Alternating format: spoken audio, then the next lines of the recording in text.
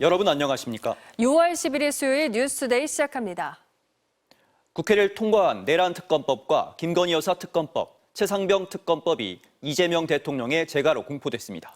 윤석열 정부가 번번이 거부권을 행사했던 특검법들이 공포되면서 진상규명 절차도 탄력을 받게 됐습니다. 김민형 기자의 보도입니다. 이재명 대통령 취임 이후 두 번째 국무회의. 정부는 내란 특검법, 김건희 특검법, 최상병 특검법까지 이른바 3대 특검법을 모두 의결했습니다. 국회에서 법안을 넘겨받은 지 단 하루 만입니다. 지난 6.3 대선을 통해 확인된 내란 심판과 헌정질서 회복을 바라는 국민 여러분의 뜻에 부응하는 조치입니다. 3대 특검법은 윤석열 전 대통령 부부를 둘러싼 의혹을 하나하나 정조준하고 있지만 윤석열 전 대통령이 거부권을 행사하면서 번번이 좌초됐습니다. 아직 새 내각이 꾸려지지 않았기 때문에 국무회의에는 윤석열 정부 당시 장관들이 참석했습니다. 대통령실은 전 정부가 여러 차례 거부권을 행사했기 때문에 현 내각 구성원들의 의견을 충분히 수렴해 심의했다고 설명했습니다. 또 대통령 거부권에 막혀 제대로 행사되지 못했던 국회의 입법 권한을 국민께 다시 돌려드리는 의미도 있다고 강조했습니다. 더불어민주당은 즉각 3대 특검을 통해 대한민국 정상화를 이루겠다고 환영했습니다. 민주당은 최대한 빨리 특검 후보자를 추천해서 각 특검이 신속히 수사에 착수할 수 있도록 최선을 다하겠습니다. 국민의힘은 1호 법안으로 민생 법안이 아닌 특검법을 선택하며 벌써부터 사정과 정쟁에 의존하고 있다고 날을 세웠습니다. 통합을 내세운 이재명 대통령의 취임사가 아직 생생합니다. 취임사 따로, 국정 따로 이렇게 빨리 시작해도 되는 것입니까? 정부는 검찰총장뿐 아니라 법무부 장관도 검사의 징계를 청구할 수 있도록 한 검사징계법도 함께 의결하며 검찰개혁의 고삐도 놓지 않았습니다.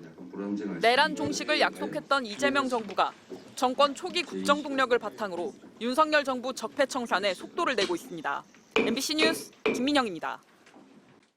특검 수사는 늦어도 다음 달 초면 시작될 걸로 보입니다.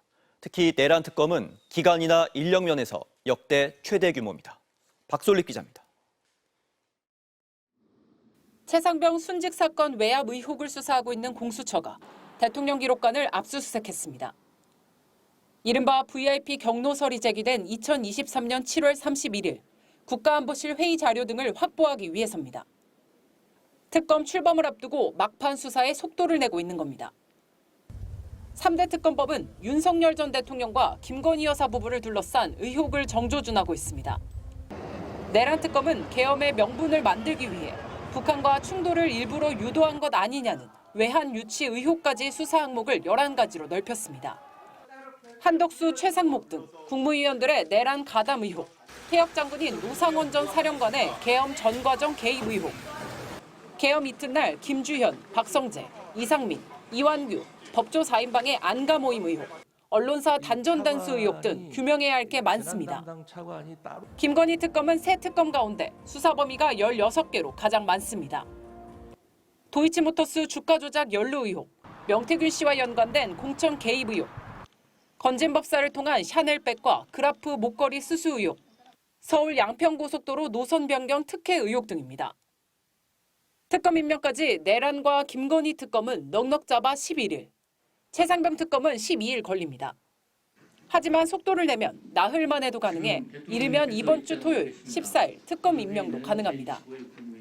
세 개 특검 모두 더불어민주당과 조국혁신당에서 각각 한 명씩 추천하면 이 대통령이 이 가운데 한 명을 임명합니다. 특검에는 수사팀 구성 등 최장 20일 준비기간이 주어집니다. 이를 감안하면 본격적인 수사는 다음 달 초 시작될 것으로 보입니다. 수사기간은 준비기간을 포함해 내란과 김건희 특검은 최장 170일, 최상병 특검은 최장 140일입니다. 수사 인력도 역대 최대 규모입니다. 내란 특검이 검사 60명 등 최대 267명으로 역대 특검 중 가장 많은 인원이 투입된 국정농단 특검팀 105명의 2배 이상입니다.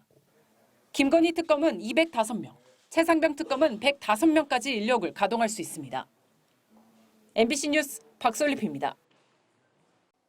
오스트리아에서 총기 사건이 발생해 11명이 숨지는 등 20명 넘는 사상자가 발생했습니다.